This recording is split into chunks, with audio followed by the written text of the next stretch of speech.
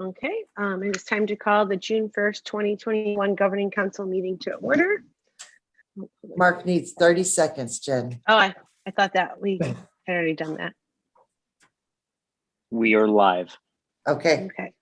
It is time to call the June 7th, 2021 Governing Council meeting to order. If we could all please stand for the Pledge of Allegiance.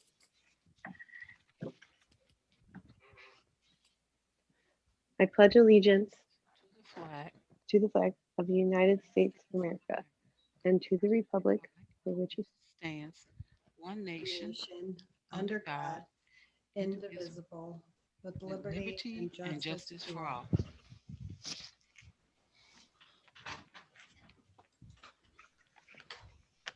All right, and we'll move on to item 1.02, roll call vote to establish a quorum. Ms. Morrow Reel. Thank you. Afton. Afton. Okay. Bayless. Here, Shannon Kohler. Brentwood. Brentwood. Clayton. Clayton. Ferguson Florissant. Here, Martin.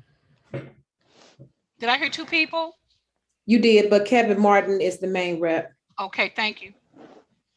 Hancock Place. Hancock Place. Hazelwood. Here, Zella Williams. Thank you. Jennings. Yes, John Schlereth here. Kirkwood. Present. Your name, please. Darnell. Oh, I'm sorry. I got you. I have you. Ledoux. Present, Keisha Lee. Lindbergh. Here, Jennifer Miller. Maplewood, Richmond Heights. Here, Katie Kaufman. Thank you. Melville. Here, Patrick McKelvey. Thank you. Normandy. Here, Karen Pierre. Parkway. Here, Debbie Hopper. Pattonville. Here, Mary Kay Campbell. Ridner. Ridner.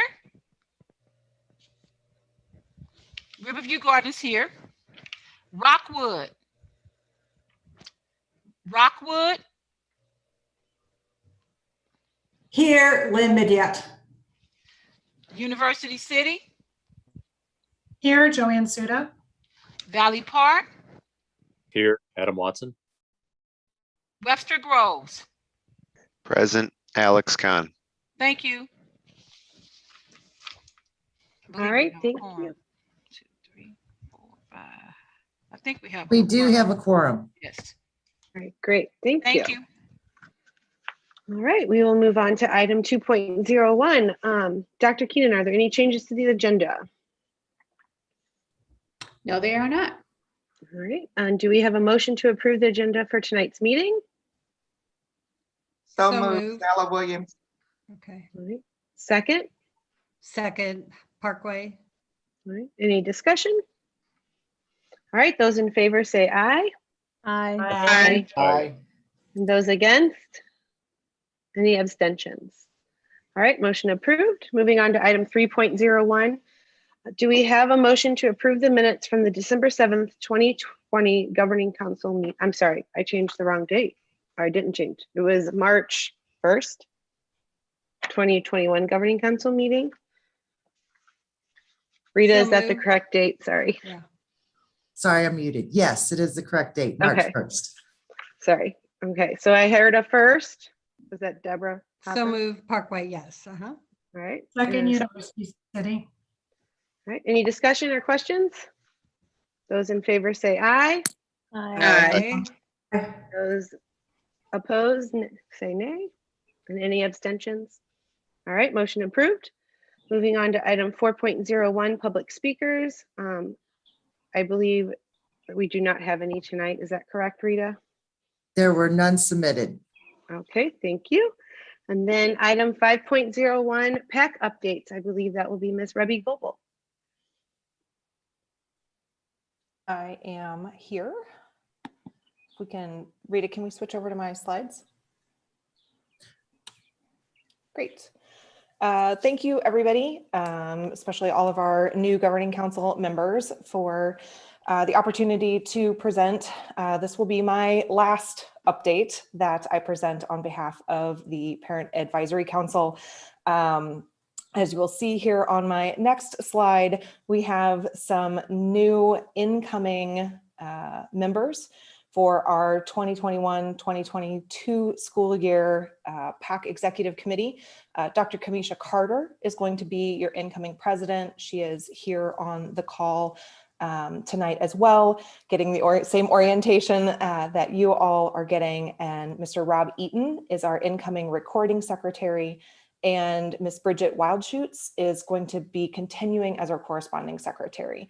Currently, our vice president and parliamentarian positions are vacant for next year. We're working hard to recruit over the summer.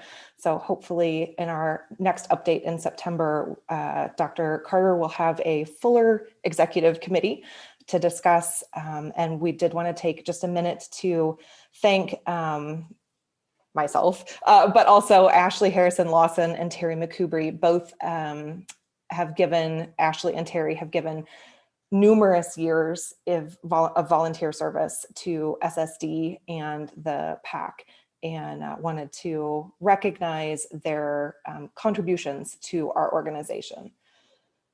So if you go to the next slide, please. Just as a refresher, or as part of the orientation for the new Governing Council members and new board members who might be with us here tonight.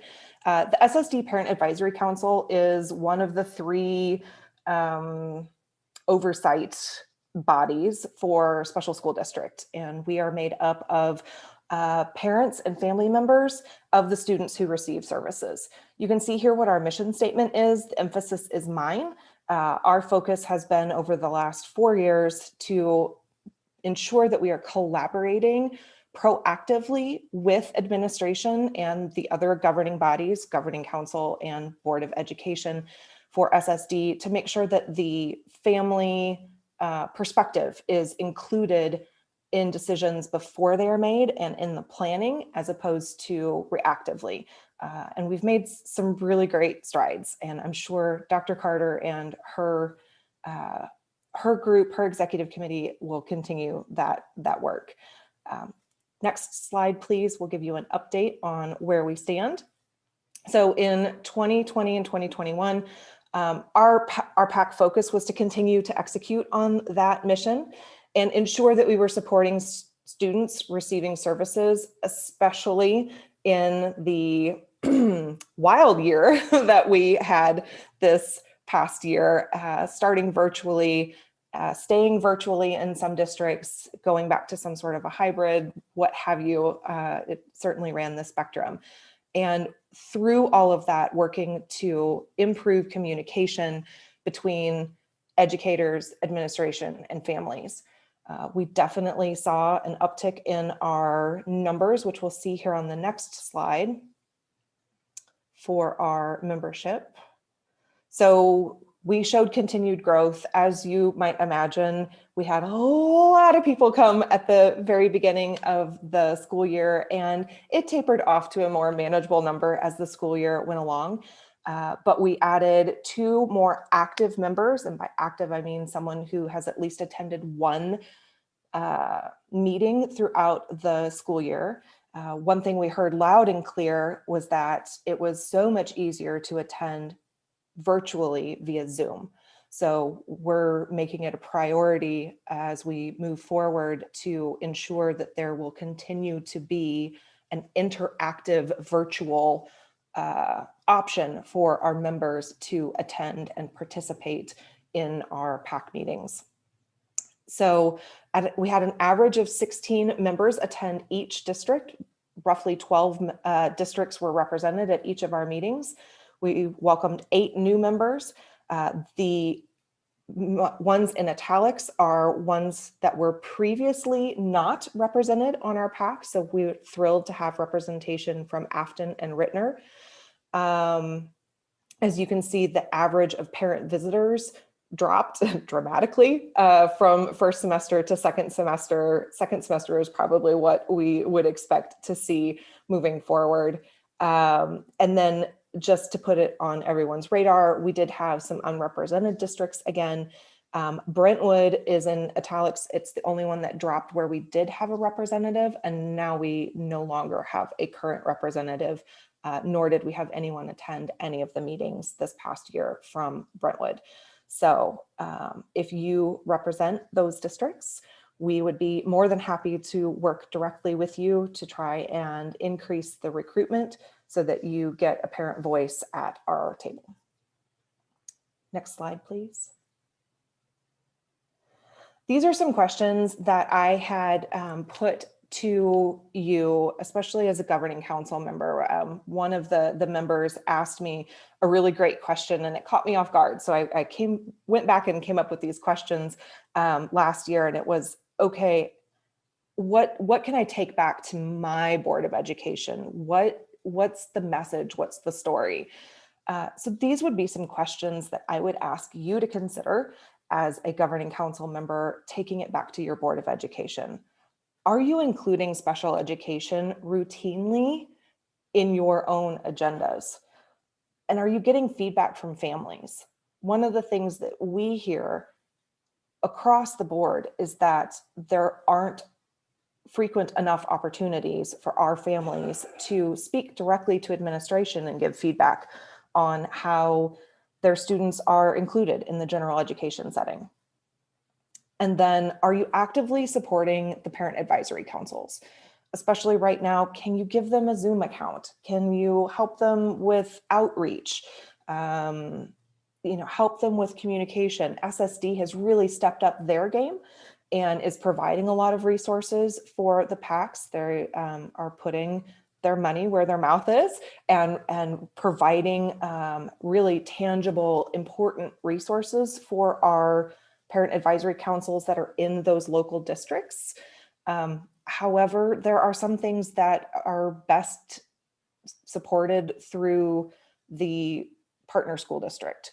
So if your PACs come to you with those requests, please encourage your superintendents and the rest of your staff to support those requests, because it is truly necessary that these parents be given all the support possible in a really tough situation.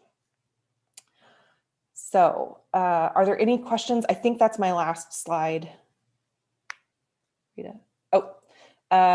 And then here's my pitch for the PAC website, just so that you know that there's some resources out there that we've put on the PAC website.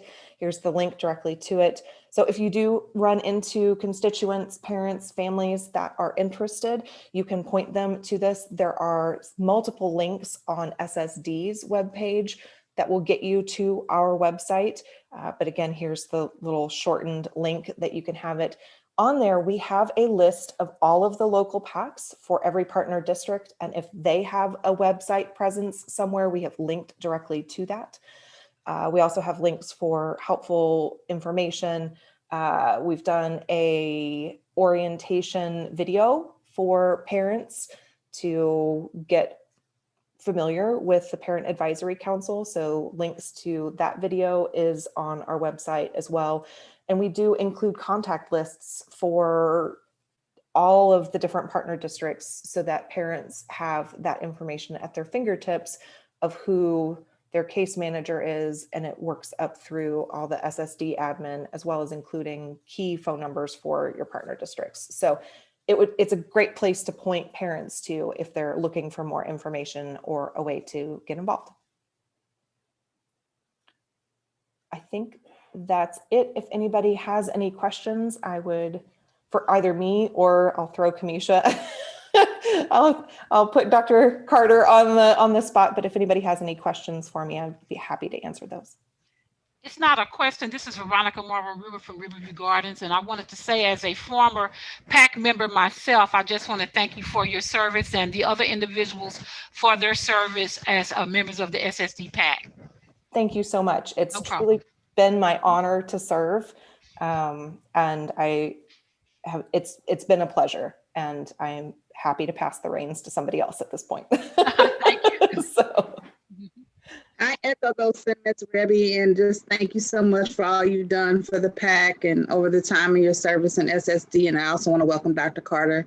And I just look forward to what is yet to come for the work of the PAC. It's such an integral part of SSD and so very important. So I just thank you all both for your service.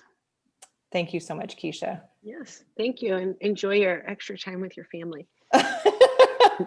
We're all volunteers here, so we all know. We all understand. Right. So it's been a pleasure, but I'm glad to turn my attentions to something else right now. So, but I will still continue to be on the PAC. So you aren't through with me just yet.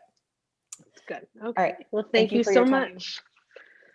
All right, we will move on to item 6.01, the Governing Council orientation, and I will be turning it over to Dr. Keenan. All right, so this orientation happens every June. We want to make sure that we're updating the existing Governing Council members and any new ones. So we'll go to the slides, please. So we're going to give you, next slide, please. We're going to give everybody an overview and history and background of SSD.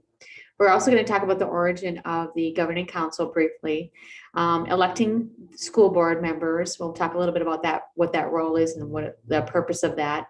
And then I'll turn it over to Dr. Cuneo. He's going to update everybody on the SSD Board of Education. And then Dr. Hogg's going to talk about the SSD budget. Next slide, please. And then we're going to talk briefly about the strategic plan, update on that, and then the scope and services of our SSD, and then we'll open it up for any questions. Next slide. So you can turn to the next slide from there. SSD started in, was formed in 1957 as after voters passed a referendum establishing the public school system. It's a very unique system. It's one of the only ones. I know there's another one in the Boot Hill of the Missouri here, but it's a very unique system that it supports not only just special students with special needs, but it also supports our tech schools and CTE programming. The district opened up in the fall of 1958 with 166 students. We have grown immensely. SSD provided special education students well before IDEA, which is the Individuals with Disability Education Act, which was established in 1975. And then at that time, it was called the Education for All Handicapped Children Act. This SSD is a countywide 524 square miles, and we have to transport our students throughout those miles, and we have our own operating levy. Next slide, please. So today, SSDs provide special education students and college and career education, college and technical education to over 24,000 students throughout the county. 1 in 6 students in the county receive services with SSD. The majority of them are through the special education. So of the 24,000, about 22,000 are the special education students, and the rest are the students that attend either North or South Tech. SSD serves 265 schools across the 22 districts, and 97% of the students are served in their own attending school district. Next slide, please. So here we are. That's St. Louis, and we're all around it. Next slide.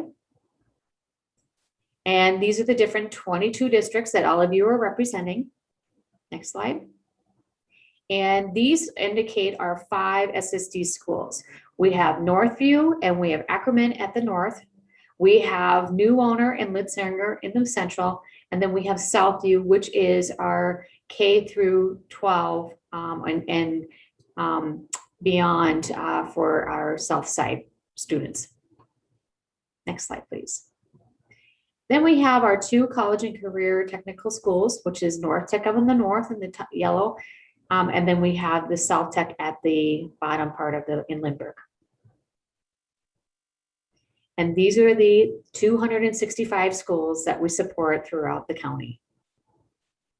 Next slide, please. So the governing council role, we're going to go over that a little bit. So governing council was responsible for electing the school board members, which happens every March.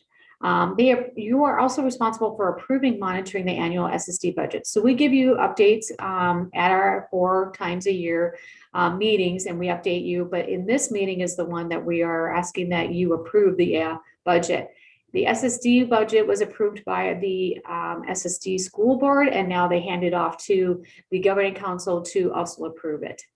Approving a long-range rolling plan, which is the CSIP, we will present to you information and update on that.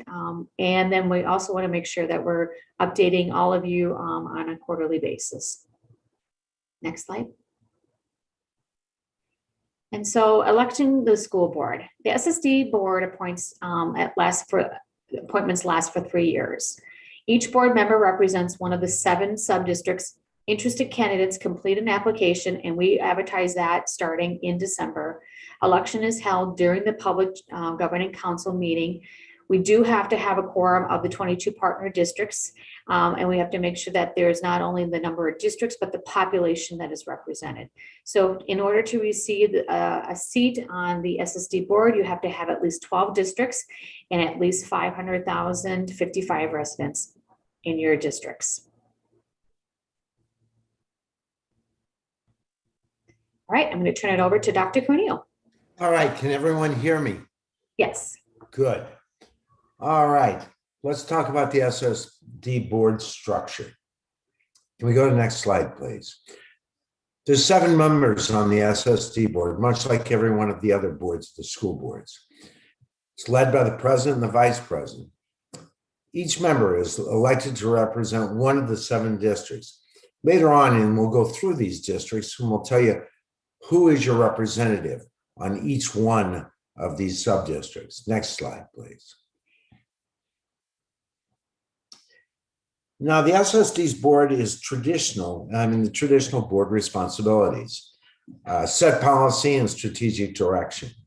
I've always felt the policy committee is probably one of the strongest committees, or at least the most influential committees back to the previous slide. Also to engage and connect with the community, approve the district strategic plan, and hire and evaluate the superintendent, which we are in the process of doing right now, and approve the district's budget. Next slide. There's unique board responsibilities because unlike other school boards, we're responsible for the countywide services to 22 partner districts. We're also responsible for the 5 separate public special education schools. We're also responsible for the 2 technical high schools. And we're responsible for the other countywide programs, the court programs. Next slide. This is your board for SSD, the board that you elected. That's me when I was younger. And I joined the SSD board in 2000. I represent Subdistrict 2, which is Afton, Bayless, Hancock Place, and Melville.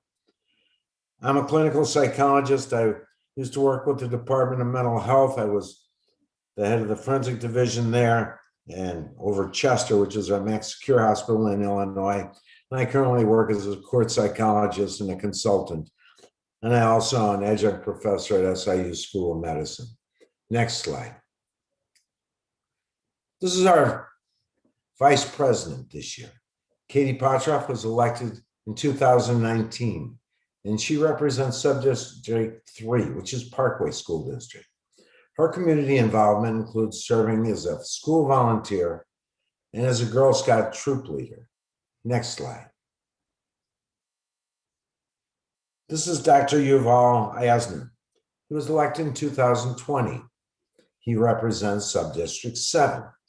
That includes Ladue and Rockwood school districts. Dr. Asner is a child and adolescent psychiatrist who works in his own medical practice at Mercy Clinic.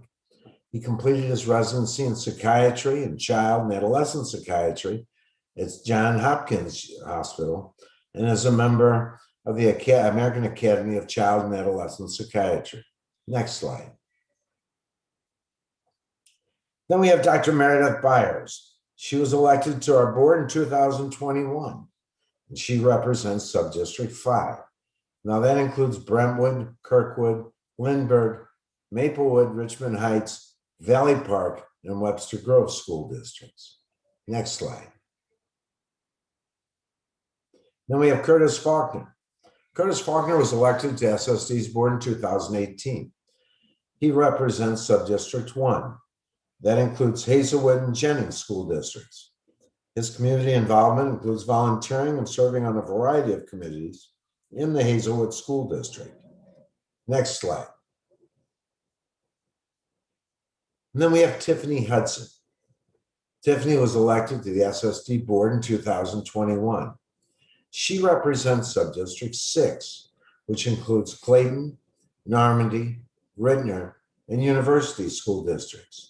She works as a communications consultant, has experience working in nonprofit communications and advocacy organizations. Next slide. Then we have Scott Moeller. Scott was elected to the SSD board in 2021, and he represents Subdistrict 4. That includes Ferguson, Florissant, Pattonville, and Riverview Garden School District.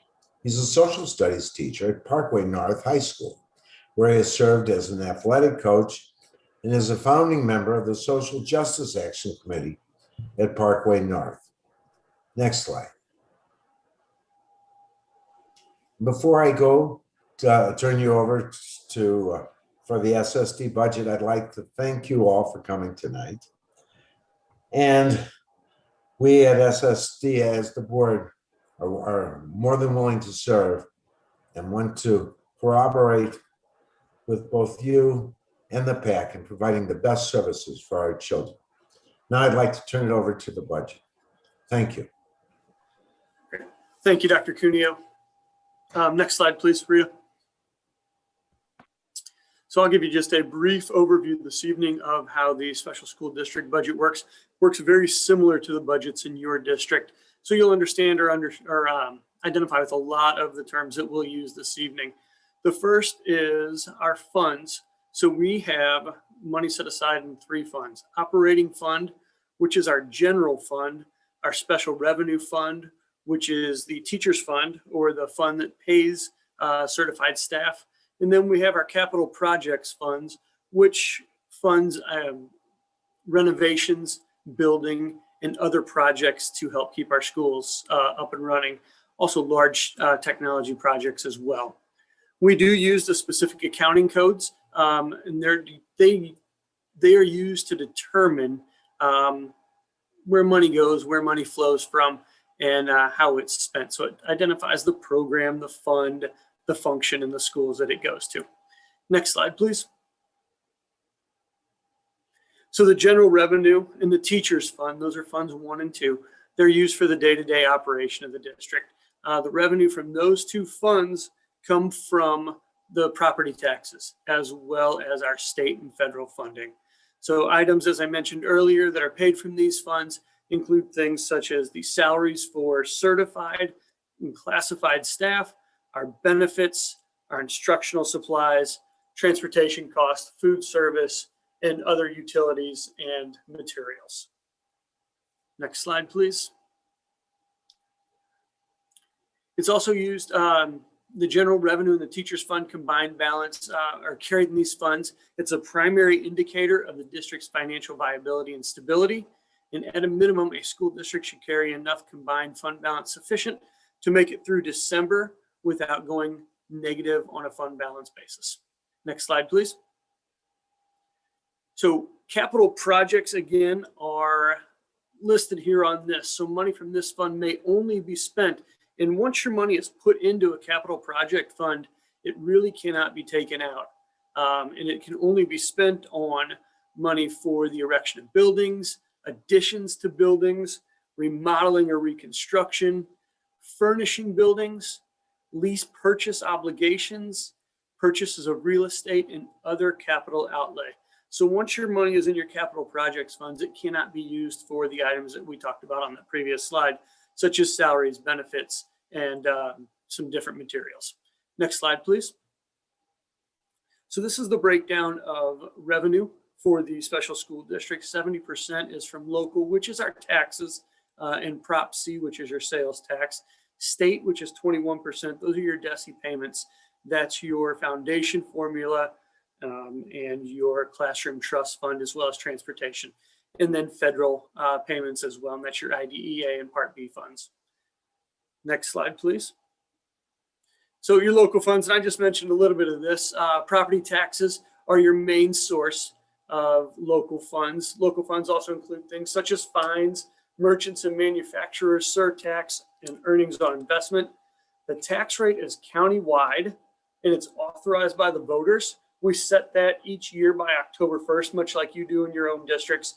And this past year, it is $1.1077 for every $100 of assessed valuation. Next slide, please. And then our state funds, this is the money we receive monthly from DESI. We receive that state foundation formula, our Prop C sales tax, which is that sales tax that everybody pays on their purchases. Our transportation funding based on previous year mileage, technical education. We do receive revenue from the state for early childhood special education, for public placement, and then for a high needs fund as well. Public placement is when a student is placed by the state into your district, you receive funds for them. And then your high needs fund is if you have any student that requires 3 times the amount that your district spends on average per student, you receive extra reimbursement for that. Next slide, please. And then federal funds as well. That's your Medicaid, your Part B entitlement funds, which is special education funds, high needs funds, which I just mentioned, early childhood special education funds. And then that's where you have your Title I and Title II, as well as your Pell Grants, which you receive federal funding for. Next slide, please. Oh, thank you. And then we will turn it over to SSD Comprehensive School Improvement Plan. Thank you, Dr. Hogg. Next slide, Rita, please. Good evening, Governing Council. I am Wendy Pendergrass, Chief Academic Officer. So I'm briefly going to discuss with you the Comprehensive School Improvement Plan, and then the presentation after this will go into a little bit more depth of the goals and the processes that we use. So we use this as a guide to improve our efforts in special school district. Our CSIP plan, or School Improvement Plan, is approved by both the SSD Board of Education and the Governing Council. For the 2021 school year, we focused on student performance, workforce excellence, engagement, and equity. We had a total of 9 very strategic and specific strategies. Next slide. We provide monthly reports on our progress of all of our strategies to the Board of Education. The reports will rotate each month by each goal area. The progress of the goals are also reported to the Governing Council, which would be the next presentation. Next slide. So the scope of our services that we provide in special school district. Next slide. We have 5 special education schools and the Bridges program, 2 technical high school education program, our vocational skill program, which are for students that are the 19 to 21 year of age. Education instruction for students in both of our court programs. One is located at Marygrove, which is called our Lakeside program. And then we also provide teaching and learning at our Juvenile Detention Center in Clayton. We also provide STAP with a special non-public access program for students who attend private or parochial schools or are homeschooled or independent school. We provide homebound support for students that are otherwise not able to attend school because of medical reasons or other reasons. We also provide support in low incident programming, so our deaf, hard of hearing, vision, and orthopedically impaired students. Next slide. We also provide services for early childhood education, adult education. We partner with PETA, our Parent Education and Diversity Program. We have assistive technology and our commuter access for our students to access learning. We have facilitators and effective practice specialists. We do hearing screenings for all students in St. Louis County, nursing care for medically fragile students in all of our schools across the county. We have an instructional resource center for staff and families. We have multiple audiology services. We have a variety of augmentative communication. We provide support for the Special Olympics, and we specialize in positive behavior intervention supports. Next slide. Our partner district directors, and I apologize for the slide, when it got uploaded, it got a little discombobulated. So for Afton, it'll be Katie Mears. For Bayless, Maureen Nelson. Brentwood, Dr. Trevina Holstetter. Clayton, Melissa Logan. Ferguson Florissant, Dr. Shanice Terrell. Hancock, Dr. Donna Ellis. Hazelwood, Dr. Jean Schaefer, Jana Schaefer. Jennings, Dr. Tanya Knowles. Kirkwood, Dr. Tennille Davis. Ladue, Dr. Katina Lyles. Lindbergh, Joy Doyle. Maplewood Richmond Heights, Ben Gleason. Melville, Kim Lawson. Normandy, DeAndrea Player. Parkway, Dr. Amy Blumenfeld. Pattonville, D. Burns. Rittner, Angie Faust. Riverview, Dr. Chad Lent. Rockwood, Dr. Carmen Harris. University City, Dr. Atandria Bentley. Valley Park, Julie Schroeder. And Webster Groves is Shantae Wakefield.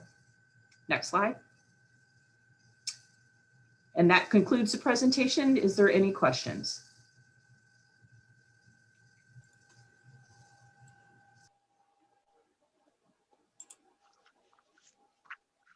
Okay, if there aren't any questions, we will move on to item 6.02, which is approval of the CSIP that we just heard about. And I believe that will be presented by Molly Bolton. Yep, Dr. Bolton. Thank you. Good evening. My name is Dr. Molly Bolton, and I am the Executive Director of Teaching, Learning, and Accountability. And I'm here tonight to present the Comprehensive School Improvement Plan, our progress throughout this year. Next slide, please. So just a reminder of our vision statement. Our vision is partners for each student's success. Next slide, please. And our current CSIP, as Ms. Pendergrass pointed out, has 4 major areas. Our first goal being student performance, which includes 4 various strategies. Second goal being workforce excellence, which includes 2 strategies. Our third goal is engagement, which includes 2 strategies. And our fourth goal is equity, which includes 1 strategy. Next slide, please. So under goal 1, student performance, we had a total of 13 action steps this year. And this CSIP does run for an additional year. So we have this year's progress and then as well as next year's progress. So we have a total of 13 action steps, and of those 13, 7 were completed this year. We do have 1 that is on schedule to be completed by the end of June, and the other 6 are on schedule to be completed by the end of next June, which would be the end of the CSIP cycle. Next slide, please. Some key accomplishments of goal number 1. We have a literacy resource and intervention guide that has been completed, and our best practice guide for literacy is in final review and should be ready to go in August. Our numeracy resource guide, intervention guide, as well as best practice guide was completed this year. Our social emotional learning resource guide, intervention guide, and best practice guide was also completed this year. And we created a process and put in place for updating our integrated tiered models of each of our partner districts, as well as determining our professional learning plans for the next year based on a gap analysis created from those integrated tiered models. And also we provided supports to families for student development of communication skills. Next slide, please. Some additional key accomplishments for goal 1. We had an incident command system that's been created for our district. as well as interactive family engagement asynchronous module that is being used at our new teacher orientation to orient our new staff to the idea of and best practices of family engagement. Our family engagement team also created an on-demand family engagement website about data sharing with each of our families. And we implemented a multi-session professional learning opportunity for our partner district staff around evidence-based family engagement strategies. And we have an ongoing professional network for those districts that are participating in that. Next slide, please. So some next steps for goal 1 that will continue into our next year, our final year of the CSIP cycle, is to continue to investigate a data system that will house all of our partner district student data as well as SSD data to help provide data for administrators and teachers to make more effective database decisions and identify those interventions that are effective. Another step is to sustain and improve our professional learning resources as related to self-determination and use Charting the Life course tools for long-range planning for our students' beginning transition. We will also be developing a family perspectives tool and resource for the self-determination long-range planning and expand our incident command center process for each of our SSD schools, our administration buildings, and garages. And we will continue to build on the district safety measures. Next slide, please. We will also be creating and implementing a family institute where our families can learn and rehearse academic strategies to help increase their efficacy to support and reinforce learning across settings. So not only will students be using the same strategies in school, but then our families will be able to utilize those strategies at home to increase the generalization skills of our students and the academic achievement. We will create and execute an implementation plan to increase awareness and use our family quality indicators checklist, which was developed by our strategy team this year, to help improve family engagement and action plan around that quality indicator checklist. We will also monitor staff feedback and refine the process and our training components for our home visits initiative. Next slide, please. Moving on to goal 2, which is our workforce excellence. We had a total of 7 action steps for this goal, and 3 of those were completed. 4 are scheduled for completion, or some of them may be ongoing, as you'll see in some of our next step slides, by the end of June of next year. Next slide, please. So some key accomplishments of goal 2 this year was the implementation of a very strategic advertising plan and determined recruitment avenues to identify employee groups and different positions. So looking at especially our para positions, which is our largest workforce in special school district, as well as teacher candidates, bus drivers, all the folks that it takes to run our district. Utilize student teaching placements as an avenue for employment. In the fall of this past year, we employed 4 of our 6 student teachers. The 2 that did not come on board with us, one of them was moving out of state and the other was continuing graduate level work. Communicate current vacancies to colleges and universities that attract diverse candidates. Next slide, please. Some next steps, and this is one of those that will be an ongoing step, will be continue to partner with local and state universities to really showcase employment pathways in all of our job categories and also to attract diverse applicants. There are many avenues for that, such as job fairs, coming in and speaking at local universities, those types of things. Ensuring that student teachers are equitably placed throughout the district, as well as enter into agreements that make it easier for students to also complete practicums, observations, and student teaching with those local universities. as we know that that's a nice way to get teachers as they come out of the universities and when they've had great experiences with us. Be able to utilize that voice of customer data to improve working conditions across all job categories.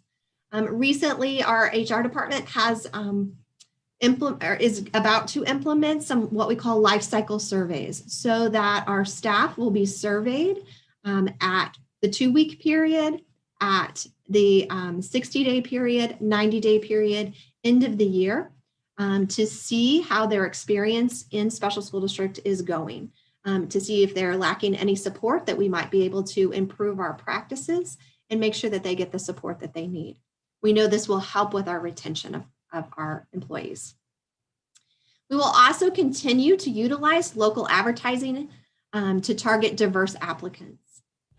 This is a strategy that we did not get to implement this year due to COVID and schools being more restrictive on having visitors come from the outside, but we do plan to move forward with this strategy next year. And that is to utilize our local high schools as an opportunity to really showcase career opportunities in special education through job fairs, through volunteer opportunities, such as our Special Olympics, which is held at many of our high schools around the area. Next slide, please. Goal 3 is our engagement goal. We have a total of 6 action steps, and 3 of those have been completed this year. By the end of next year, we have the other 3 on target to be completed. Next slide, please.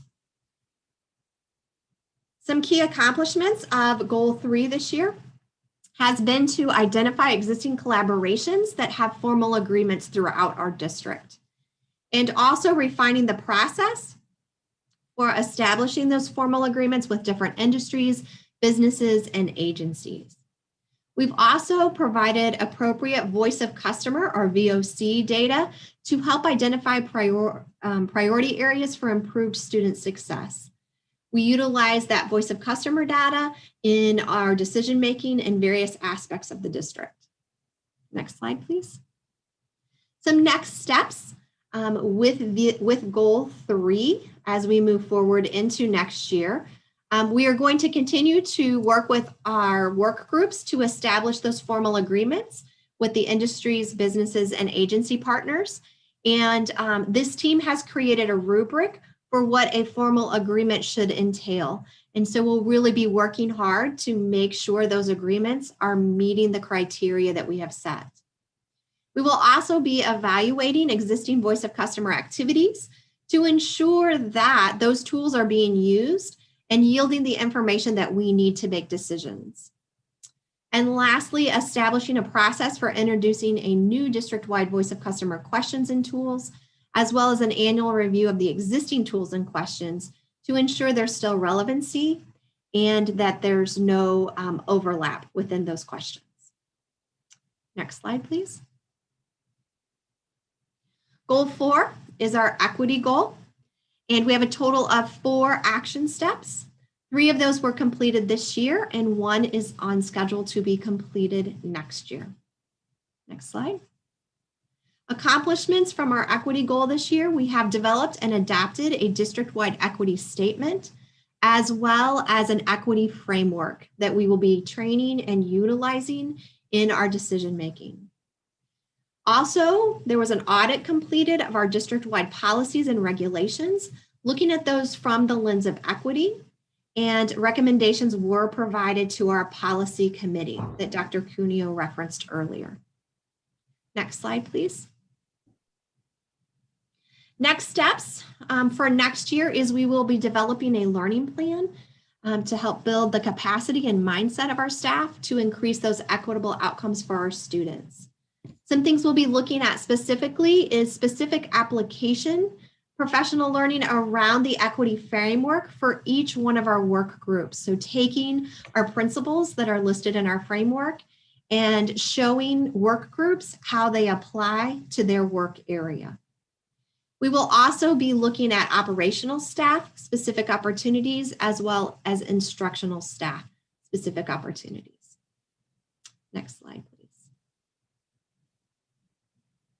I just also wanted to mention in your documents, you also had a document of the Comprehensive School Improvement Rolling Plan, the annual update for next year that you will be approving for these same goal areas and strategies. It's just looking at the new action steps to continue that work moving throughout the next year, which will be the final year for this CSIP plan.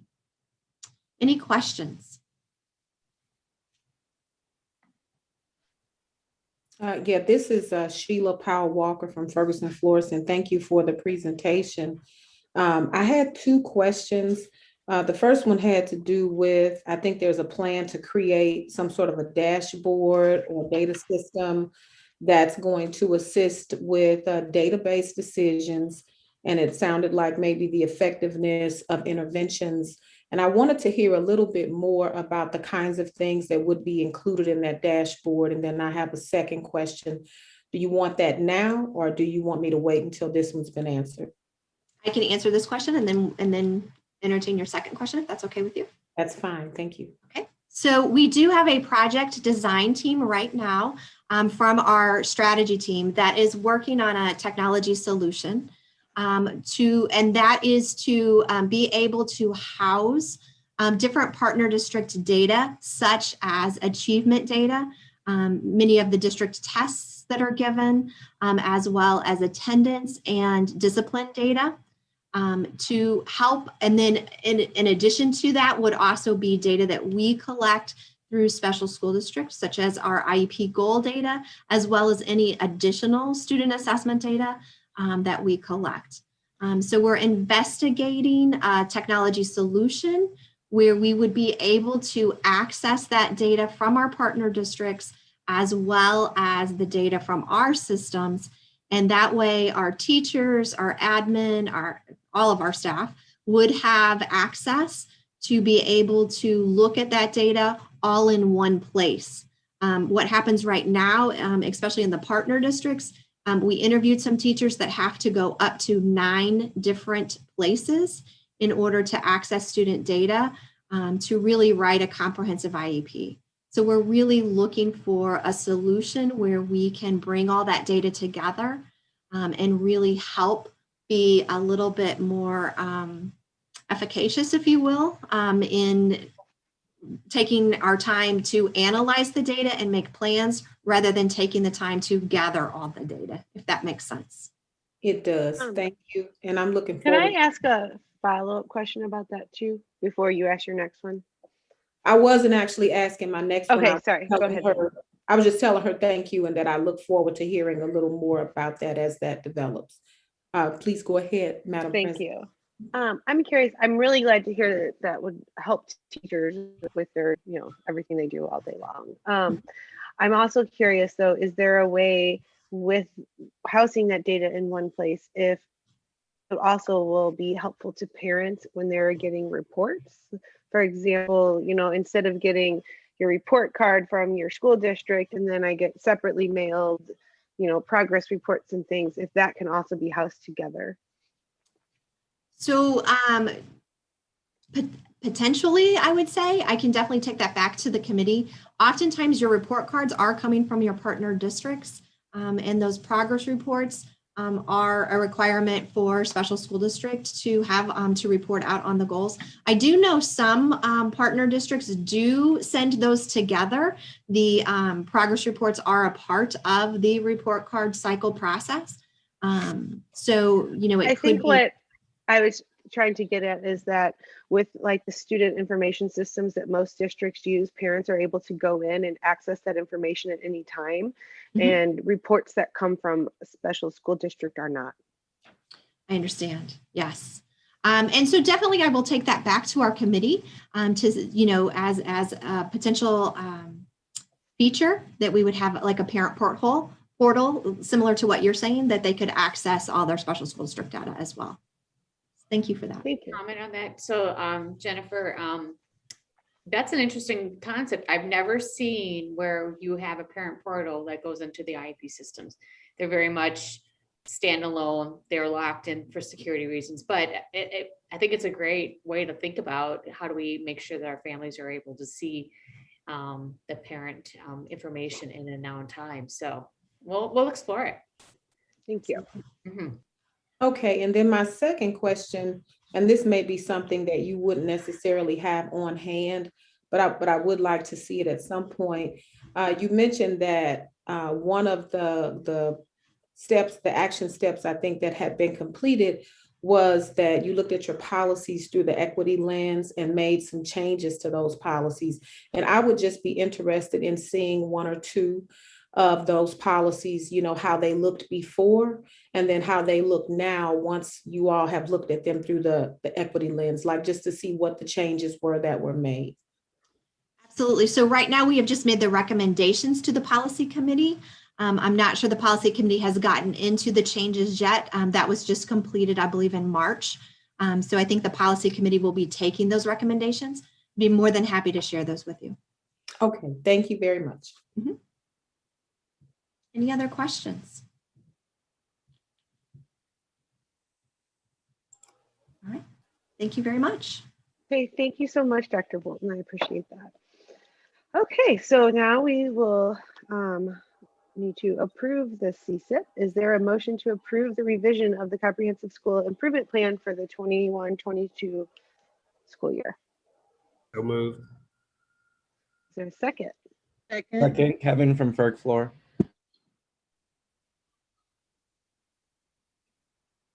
All right, and then any more discussion? All right, all those in favor say aye. Aye. Any against say nay. And any abstentions? Okay, a motion to approve the revised 21-22 CSIP has passed. We'll move on to item 6.03, approval of the FY22 budget. Dr. Hogg will be presenting that for us. Thank you very much. Good evening, Governing Council members, Special Education Board of Education members, and Dr. Keenan. My name is Jeff Hogg. I'm the Chief Operating Officer, and I will be discussing the fiscal year 22 budget this evening. Next slide, please, Rita. So as we developed the budget this year, we looked at 4 goals. The first being staffing. We wanted to make sure that we provided staffing at levels that would allow not only our students to be successful, but our partner districts to provide that necessary support for our students. Our second budget goal was curricular support. We wanted to ensure that we continue to provide best and most effective practices, curricular supplies, and programs for our staff and our students. Goal 3 was facilities and buildings.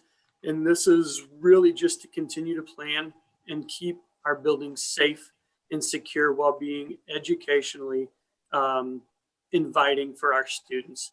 And then the last is budget goal number 4 is equity. Every student, regardless of learning ability or socioeconomic status, will have access to the services they need to be successful. And these are the 4 goals that we looked at as we developed our budget starting back in October. Next slide, please. And so just a few major budget assumptions that we put into this as we went. We do know that there'll be an increase in real assessed value. We also know that as of the latest information from St. Louis County, we're going to see a drop in personal property. So right now we're projecting that we'll see an increase of approximately $7 million to revenue.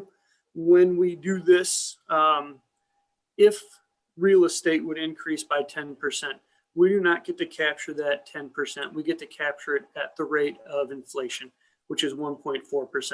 And so you take that, you put it into a spreadsheet, you put it into a calculation, and we'll come up with approximately $7 million increase in local revenue for next year. We're projecting our Department of Elementary and Secondary Education payments.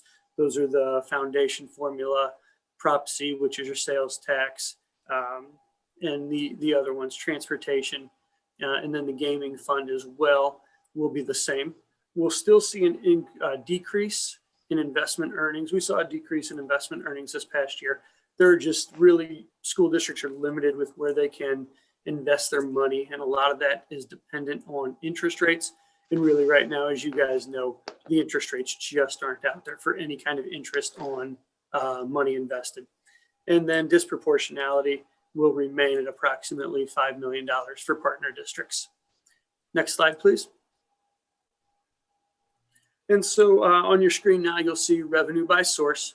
On the far right column, you'll see that we're budgeting $321 million, where this past year we budgeted 313.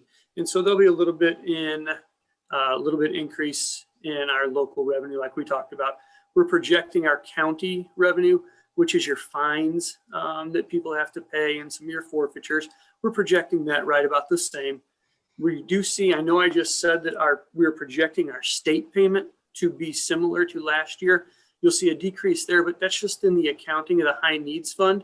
And so our foundation formula, our Prop C, our gaming fund, and our transportation will remain relatively the same as it was this current year. And you can see that reflected in the actuals for FY20 and FY19 on the columns to the left. We'll see a slight increase in our federal funds. That's our high needs funds, and that's our Part B IDEA funds. Our non-current is basically just sale of school district property, and that's not real estate. That's supplies and other items that were deemed surplus. And then our contracted services, we're projecting that to be the same as last year. That's our phase 2 fund and our adult education fund. So as you can see on the bottom right hand part of that chart, we are expecting expenditures to increase from 476 million to 482 million. Next slide, please. And so here are our expenditures by categories. As we've talked about in the past, you'll see that there's 5 major areas. The top being certified salaries. And so you'll see that there's a 4.5% increase for certified salaries for next year. You'll see non-certified salaries last year, FY21, budgeted at 114 million. You'll see that it's budgeted at 110 million for next year. It's a decrease of 2.2. That's not a decrease in salaries, it's a decrease in budgeted amount. We'll draw your attention to the FY20 column where you'll see that $105 million were spent that year. So again, we're not decreasing the amount of salary, we're just decreasing the amount that was budgeted. So that brings our total salaries up to $307 million, or 2.2% overall increase. You'll see the fringe benefits show a little bit of a decrease. There will be a slight increase to insurance rates. However, there was some extra money added to the budget this past year for a one-time payment of an insurance increase. That has been removed, and so you'll see that kind of falls in line with an increase from prior years. Our purchase services, which is a lot of your training, a lot of your professional development, as well as some extra contracts that we pay for our students to go to other schools. You'll see that that's coming in at 38 million. It was budgeted at 41 for this year, so we reduced that a little bit to be more in line with expenditures.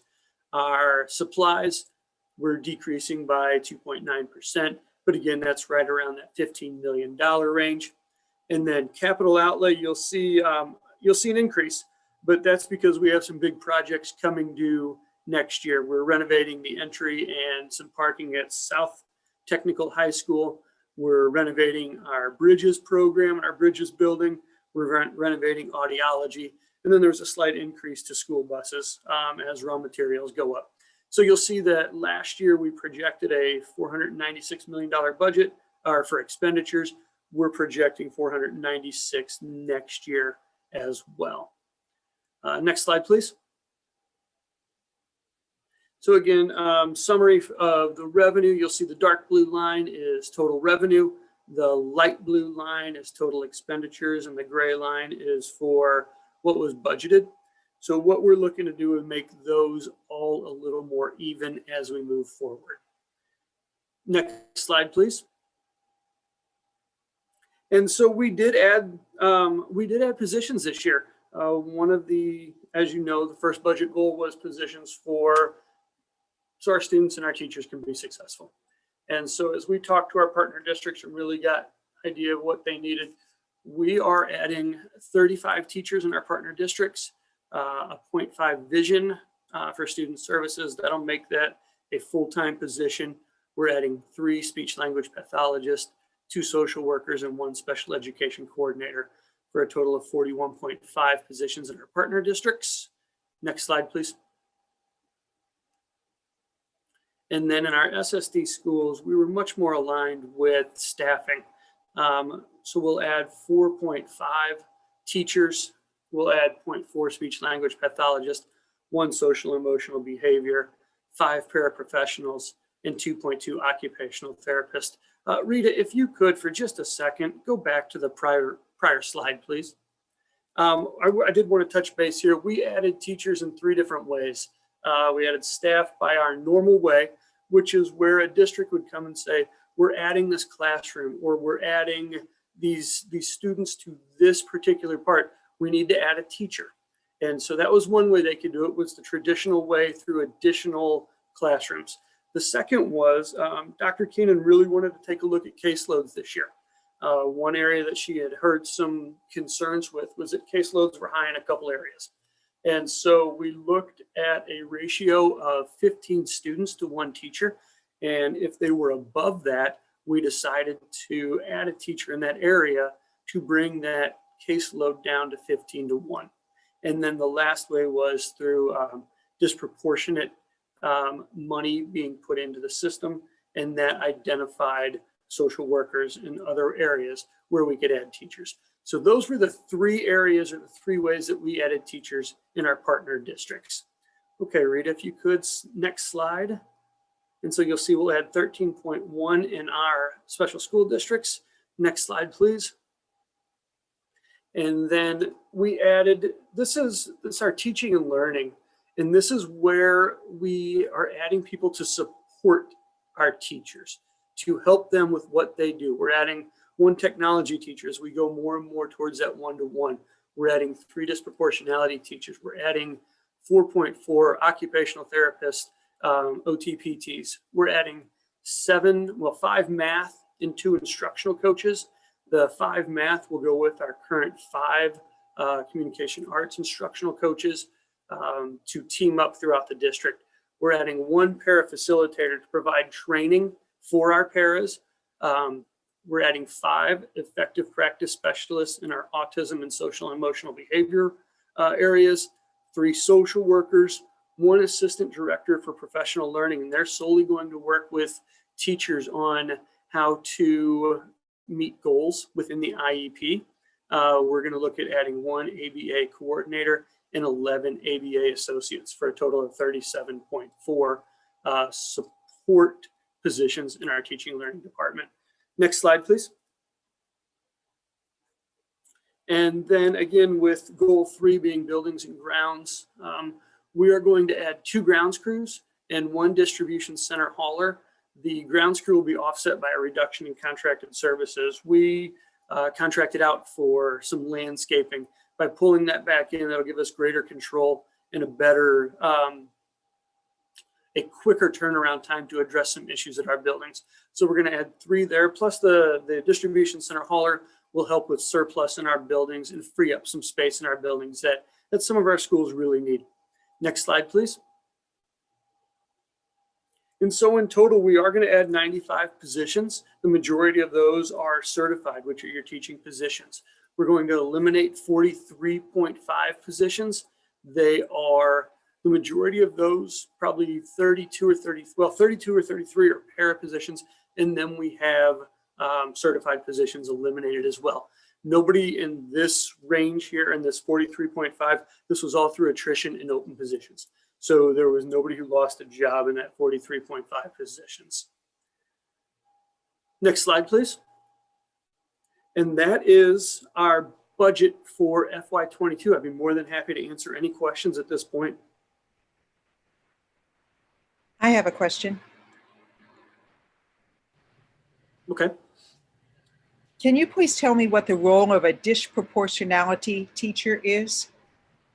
Yes, so with a disproportionality teacher, we need to, because of the over-identification of certain segments of the population, whether it's behavior or over-identification for special education services, we have to provide, I want to say it's $5 million of our IDEA Part B money to help for intervention services which is prior to a student being identified for special education. So the role of a disproportionality teacher would be to provide those services for students who are not yet identified as special education, to put interventions in place to hopefully provide the services they need to be successful with those services and not end up with the diagnosis for the special education. So almost a pre-service to diagnosis. And are those mostly in the local school districts or our buildings? Those are because they are pre-diagnosis, they will be in the partner district buildings. Thank you. Evening, Dr. Hogg, Kevin Martin. I have some questions. I'm sure you're surprised about finances. I have questions generally at our board meetings. So what is the goal of the fund balance percentage for SSD, if there was a goal, because it's rather high, the percent of the fund balance compared to probably most of our school districts?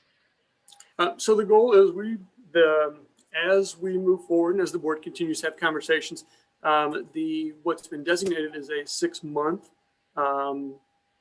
reserve. And so, yes, we understand that the 74 is what we ended the year with, and that is high, but it's allowed us to do a few things. It allows us to take care of hiring staff whenever we need to help with students who may come into the district who may have more needs. It's allowing us to provide more resources for our teachers. I know it is one of the areas for the board this year to really take a look at as we move forward in joining discussions that way. Got it. With that, so what was the decision at the tax rate? It's the lowest it's been since 2013, proposed for next year. Why wasn't it asked to go lower, with the assessed valuation being the highest it's ever been and the reserves being as high as it's been? Because when we set that, there's a formula, as you know, that's followed with the state auditor office. When we put that in to the formula, the Excel sheet, it kicks back where we do.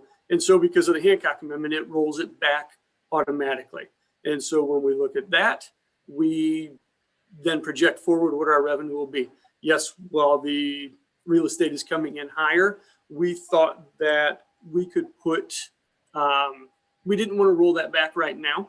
We just wanted to continue where we were at with the rate that we could charge so that we could continue to support our teachers, whether that be through salary, through benefits, and support our students so that we knew where the revenue would be coming in. Got it. And the last question I have about budget, certainly knowing that we have a high fund balance and we have a vacancy issue, I would say, in particularly paraprofessionals, has the district thought of finding other ways to either pay them differently or incentivize folks to fill those vacancies, since we do have a high amount of reserves? Yeah, that's something that we talk about all the time. One, we want to not only fill those positions, but we want to keep the people we have. We know how hard they work. We know how important those positions are. And so through negotiations, we talked about that. Through other incentives, we talked about that. HR just had a great hiring fair for paraprofessionals. Not yesterday, but a couple days ago. They have 2 more in the works, which I think they said everybody who came to it was a very viable candidate, which would be great for our students. So yes, that is something that we do talk about all the time, because that's part of that staffing goal, where we want to not only have our students be successful, but we understand if the supports aren't there for staff, then they're not going to be as well. So that is something that we talk about all the time. And my last question is, am I reading this correct that we only got $281,000 in CARES Act money? No, we ended up with about $2 million. And when we talked about ESSERs and CARES, we spent that on PPE, we spent that on technology, and we spent that on extra cleaning services. So we ended up spending a little bit. The ARP amount allocation yet? American Rescue Plan? They keep coming with more Ackermans. It can't keep up with Richmond. So. No, you know what? I do not know that off the top of my head of what we have. I know we spent about $2.2 million in those areas that I just talked about, the PPE, the technology, the cleaning. We received about $2 million. Right now, we're looking at our ESSERS 3 money that is coming in and where we're going to spend that, although it hasn't been released yet from the state. Got it. So how will that factor into the budget under the American Rescue Plan? Being it's We're probably the just- largest amount that any school district's receiving out of the 3 so far. Yeah, so we are currently in the process of deciding how that's going to be spent, what we want to do, if it gives us an opportunity. I know last year we spent quite a bit on technology to really help our students during that distance learning, where we were able to purchase technology for the one-to-one. So there's a couple different areas we want to go continue with that. We may not be looking at as much on the PPE or the cleaning, especially as we move towards different recommendations. But right now, we don't have a firm answer of where we're going and how that's going to impact it. We're just right now deciding how we can best use that money to help our students and staff. Got it. Thank you. I just look at it from a taxpayer lens. Certainly our fund balance is high, and certainly we're still asking for a lot of money and we're getting a lot more money. So just interested. I appreciate the answers. Thank you. Thank you. Mr. Hoag, this is Debbie Hopper from Parkway. I have a question about on the budget where you make mention that what's taking place at the SSD schools. Are North Technical School and South Technical School part of that, or are they a separate budget? How do those 2 schools come into the budget for SSD? Yep, they are 2 of our schools, and so we budget for them as we budget for any other building. So we budget their staff as part of our staff, part of our negotiation, our bargaining units, the materials, the purchase services that we buy for them, that we budget for them, are all part of our general budget as well. And have there been any major changes or any additions or subtractions to their staff, et cetera? Because I think it was a year or 2, maybe longer by now, that North High, I think, went from a full-time to a part-time program, and how that's affecting the budget. Yeah, so as we move forward, we're looking at not only the reduction in staff, there were a couple this year through attrition that we were able to pull back on those FTEs that I just showed you. So as they do move from that full day program to the part-time or half-day programs, we are monitoring that. We're pulling some money back as we go, but we're also adding. It's also given us a chance to add some programs. We're adding 1 or 2 programs, I think, at dentistry, and then we're adding some. I'm drawing a blank now, but it's film. It's Multimedia. Multimedia. Thank you. I was going to say cinematography, but I know that wasn't right. But that is giving us a chance to really look at what can we do with those schools, what can we do with those buildings as we move forward and as we do transition from that full day to that half day program. Well, thank you, because it seems like there could really be some advantageous things taking place at those schools, particularly nowadays where as college is getting more and more expensive, people are really rethinking the benefit of a college education versus career-ready career in a technical education. And COVID has really brought to light a lot of the problems with the trades, and now we're seeing so many understaffed companies, construction, trades, et cetera, not being able to find people because they're not being trained. And it would seem to me that there's a prime opportunity here for these technical schools that SSD operates to really elevate itself to meet the needs and perhaps even maybe do some better advertising. I think I saw some of that in the CSIP plan, but that we could really maybe come together a little bit more with advertising these 2 technical schools to enhance opportunities for students that might want a different career path in college. No, we agree. Thank you. Thank you. Are there any more questions? I have one. Joanne Suda for New City. Do we maintain any kind of a pool of substitutes for SSD? Is there permanent subs, or how does that work? Yes, we do have. We have not a permanent pool, but I mean, we have a pool of subs that we draw on from every day. We also use a service for a couple of our districts as well that we have subs in. So we do have that. We are looking at rates for next year. This past year, we increased our rates quite a bit to help support subs during that time not only for in-person, but for virtual as well. Thank you. I know we just increased our subrate in New City, and I suspect that's going to need to happen in a lot of districts. Thank you. Hi, this is Keisha Lee from Ladue. The one thing that I didn't see added to the budget in terms of staffing was any social emotional supports for the SSD schools. Is there any plan for the future to increase that, since the majority of your students were out of buildings for the majority of this year, coming into next year, that you may have some additional supports on?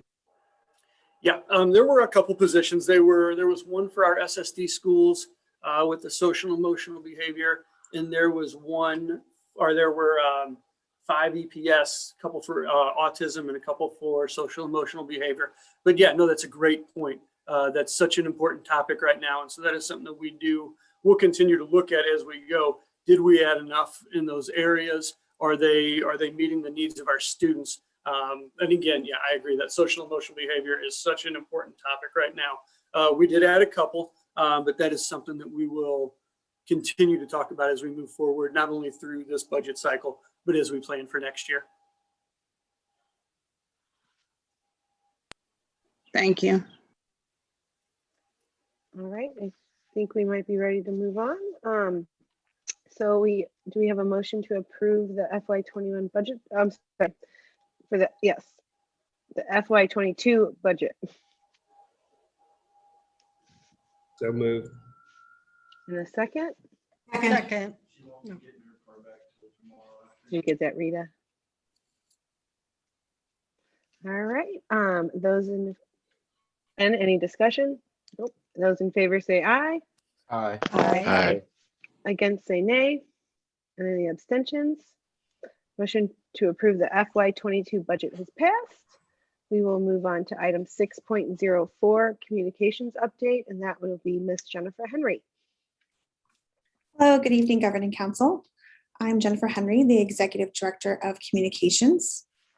And I wanted to speak with you tonight to talk a little bit about where we are as far as our rebranding. As you know, we are in the process of redoing our strategic plan. And as part of that process, we contracted with an outside firm to review our brand and our logo. And they did focus groups. And so they had us look at what our positioning is, our mission and vision, our core values, and then our visual identity. So I want to give you a little bit of a sneak peek tonight. So go ahead to the next slide. So during the focus groups around our current brand identity, the firm found that there was a general lack of awareness around special school district. People didn't know what special school district was.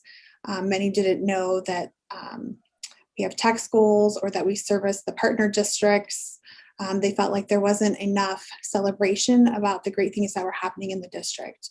And so the firm recommended we have a clearer expression of the purpose and a more concise communication that would help our staff, students, and families to navigate the delivery of services with our partner districts, and that our brand should be something that our community could be proud of. So taking into consideration the feedback and the comments that we received, we worked with them to craft a new brand position. So next slide. So this is our new statement that encompasses everything about special school districts. So Special School District of St. Louis County is the largest specialized education provider in the state. It equips and empowers students of all learning abilities to excel to their greatest potential. This is realized through an inclusive, collaborative approach supported by our comprehensive resources and deep expertise, all of which is centered on each student's unique needs. So we wanted to capture that we are unique and that we serve unique needs. And next slide, we updated our mission and vision to also reflect that. Our vision is every student realizes their full potential in life and learning. And our mission is to support and empower students of all learning abilities to excel to their greatest potential. Along with that, we updated our core values. We have scaled it back from, I think we had 7 before, but these 3 core values encompass all of our commitments. And so equity, we are focusing on every student, regardless of learning ability or socioeconomic status. They deserve access to services that they need to succeed. Our commitment is everything we do revolves around our commitment to students and their success. And in regards to the collaboration, we will work with our parents, students, partner districts, and the community to benefit students. Next slide. We're working on our visual identity. So in the top corner, you'll see our current logo. And one of the things that was brought to our attention that unless you knew what SSD was, our logo really didn't tell you much about what it is. It's Partners for Student Success. People didn't realize that that stood for, that SSD stood for Special School District. The current logo and tagline were created in 2003, so nearly 20 years old now. The focus groups provided a lot of great information on what the brand identity should look like. So we worked with a small work group to vet different versions of the logo. So we looked at 15 concepts, 5 taglines over several meetings. And then we tested that final couple logos with some internal groups to get some feedback to see what was, how people felt about the different versions. So on the next slide, you'll see our updated logo and the new tagline. So at the bottom there, you'll see our new logo. It now incorporates the name Special School District with a focus on special. And you'll see our tagline underneath is Specialized for Success. So we really wanted to create that fresh identity that clearly states what we are and who we serve. And the tagline Specialized for Success really spoke to not only our special education students, but also our technical education side as well, because we specialize in those aspects of community education. And we know that there aren't any other districts in the area who could say that. So we are Specialized for Success because we support a special community of learners. So we are working on rolling out the new logo and identity during this summer. So we'll start seeing some changes around some of our communication pieces, including our website and our newsletters. On the next slide, you'll see kind of a sample of what some of our printed materials will look like. So we have our business cards, as well as some sample letterhead and flyer sheets. So you'll start to see more of the two-tone blues. We definitely kept the blues from the previous logo. We didn't want to stray too much from our current identity and stay recognizable to our community, but we also wanted to make sure that we embraced everything about our district that we love and that we could be recognizable by our logo. So we will start working on those rollouts in the next few weeks. Any questions?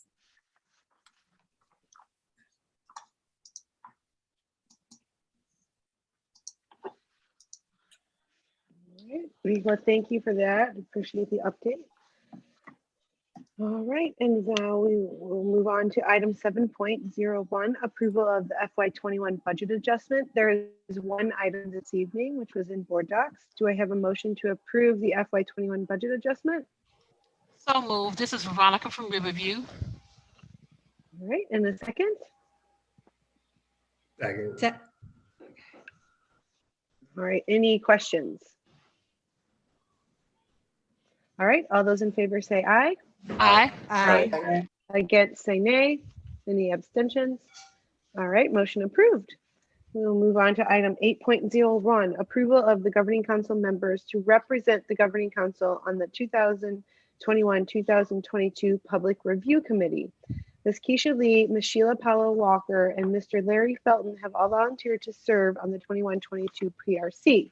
So at this time, we need to vote to approve those. Do I have a motion to approve these 3 members of the governing council as our representatives for the 21-22 PRC? This is Veronica Marble Real again from Riverview Gardens. I so move. And a second. You City. All right. Any discussion or questions? All right. All those in favor say aye. Aye. Aye. Against say nay. Abstentions. Motion approved. Congratulations and thank you to those who are willing to give their time for our PRC this upcoming year. All right, moving on to item 8.02, election of the 2021-2022 Governing Council officers.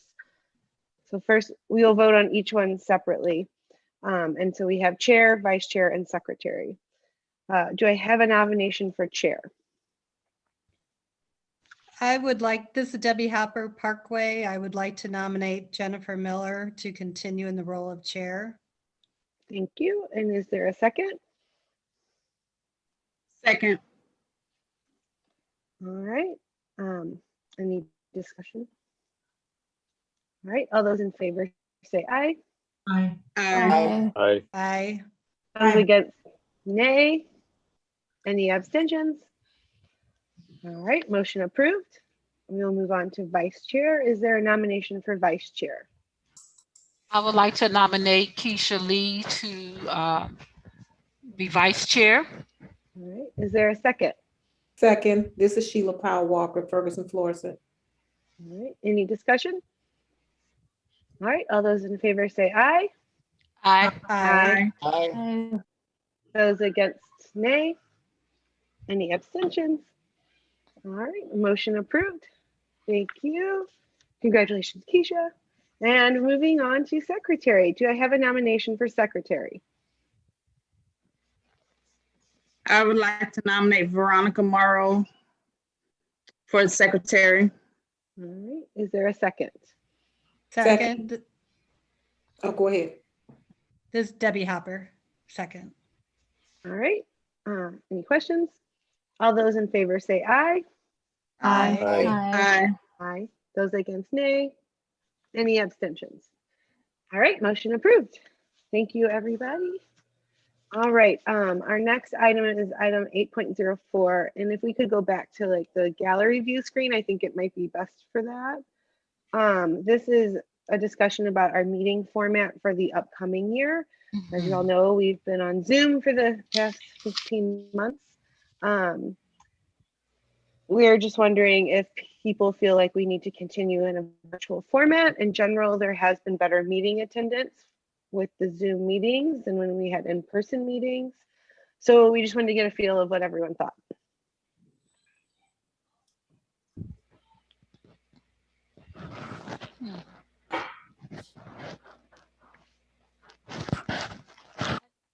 Although this is my Or- first meeting, I would say I prefer virtual is a lot more convenient, certainly in order to get to. But I certainly agree. Open to I either agree. one. Okay, and I would agree with that as well. But I have a follow-up question. So in March is when we elect Board of Education members, which was our last meeting, and it was kind of a difficult meeting to run like on the technology side, just because we were moving people in and out and coming up with like, how do we do this fair to everyone? So what would people's thoughts be on staying virtual, but if it is safe to return to our March meeting being in person? I think that for the March meeting, the room itself is large enough where just the essential people can be in there. They can spread the tables out further where we can sit further apart, I believe, for that particular meeting. So I guess my question to the group is, would you be willing to drive for that meeting? So Or all would of you them prefer Zoom to do except it for the March virtually? meeting is what you're asking. Yes.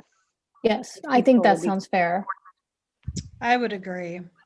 I agree as well. This is Lynn from Rockwood. I thought the March meeting and the election of board members was difficult with Zoom. It was. I agree. Yeah. Okay, so everyone's pretty comfortable with then planning to stay virtual except for the election of board member meeting. Yes. Correct. Yeah. Yes. All right. Then we will move on to item 9.01, calendar events. This is included in board docs, and you can find that list for our upcoming governing council meetings and tentative agenda topics. All right, item 9.02, announcements. I'm sorry, that's item 10, announcements. I don't believe the district has any. Do any members have any to share? All right, then we can move to item 11, adjournment. Do I have a motion to adjourn this meeting? So moved. Second. Right, in a second. All right, all those in favor say aye. Aye. Aye. Aye. And any against can say no. All right, well, thank you, everybody. Have a good Thank rest you. of your evening. Bye. Thanks, you Enjoy. too. Bye-bye. Thank you. Bye. Congratulations, Good night, to the everybody. officers. Thank Mhm. you. Thank you.